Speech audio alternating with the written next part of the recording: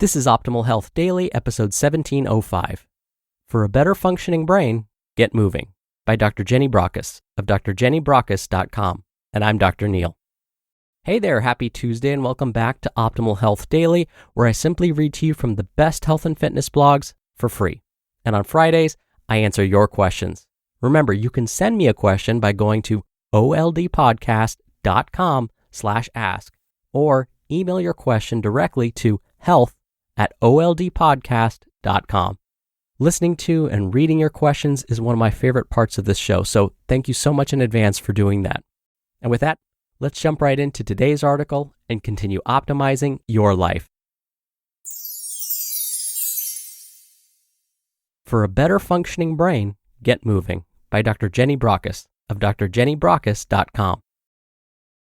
The most important thing any of us can do to look after our brain is to ensure we do sufficient exercise. The physical sort that involves getting your heart rate up and makes you a bit puffed. Beyond all the healthy food we eat to nourish our brain and all the training we undertake to keep our brain functions polished up, it's exercising our body that has been shown in countless research papers to be the essential brain builder. The trouble is that for too many of us, our sedentary lifestyle means we are simply not getting the exercise we need. Simon Sinek, in his excellent TED Talk, explains it's knowing why that makes the biggest difference in our behavior. So, why is physical exercise so important for our brains? When I ask workshop participants what they think the reason might be, they will often suggest it's because exercise stimulates greater blood flow and more oxygen being carried to the brain, which would appear to be good for greater brain functioning.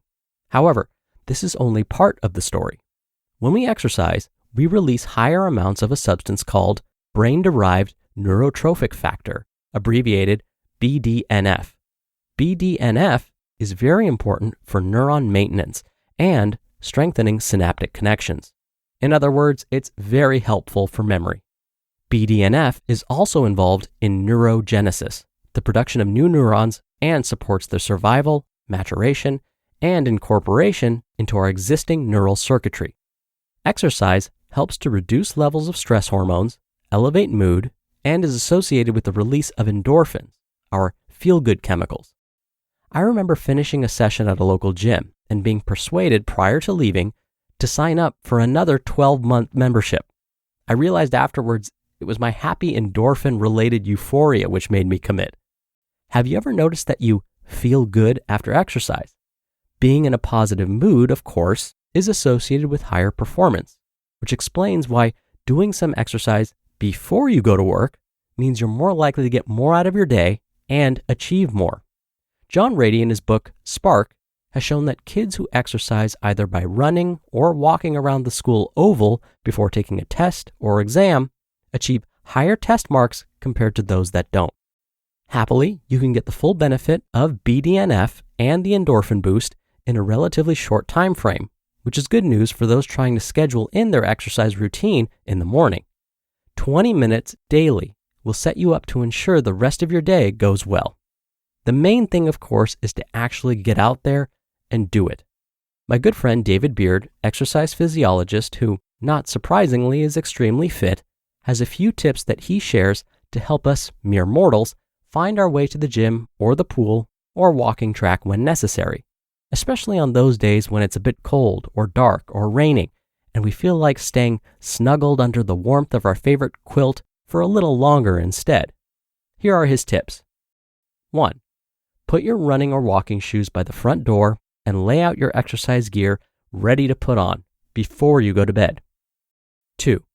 Tell your husband, wife, partner, child, neighbor, even your dog that you're going to go exercise early in the morning. Better still, get them to come along with you. There's nothing like a bit of accountability to make things happen. 3. Track your exercises and record your progress. This is a bit like the star charts we used for our children to reward good behavior or when they completed piano practice. It works on grown-ups as well, though you might want to use a different reward other than shiny gold stars. And 4, start small. There are no prizes for trying to do too much, too quickly, and running the risk of injury, especially if you're starting from zero. If you're over 40, please have a checkup with your general practitioner first to ensure you're fit enough to undertake the physical routine you have chosen to undertake. If this means starting with a 5 to 10 minute walk 3 times a week, then that's fine. It's easy once you've started safely to build steadily from there. Remember, new habits require new neural circuitry to be created, and it's the repetition that embeds the habit.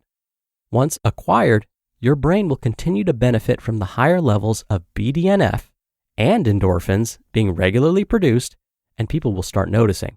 Not only will they notice you seem fitter and more alert, they'll notice you're smiling a lot more and that you seem happier too. Not bad for 20 minutes of your time every day.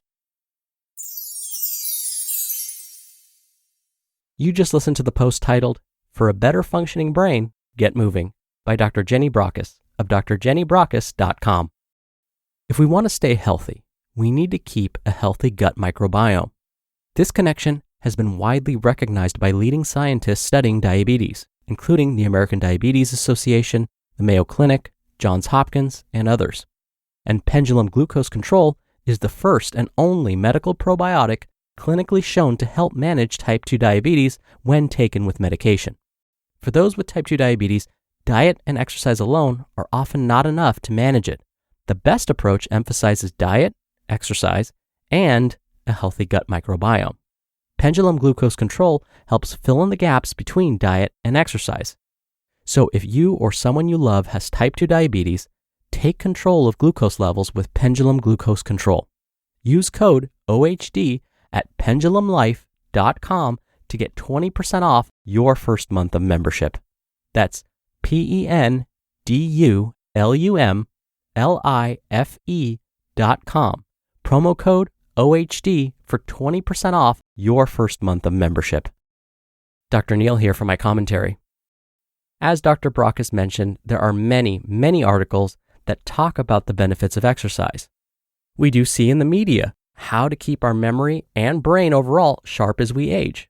And these articles might mention eating foods that are rich in antioxidants, eating plenty of omega-3 fats, doing puzzles, staying active in social circles. But I'm always amazed when these media articles don't pick up on the fact that exercise is probably one of the most important.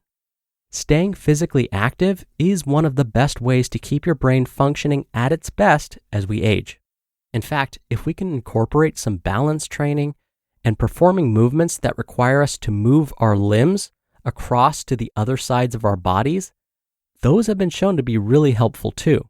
For example, if we can perform yoga-type movements regularly, this would incorporate balance training because many of the poses incorporate balancing while holding a certain position or pose, and many yoga movements involve twisting and moving our limbs across the center of the body.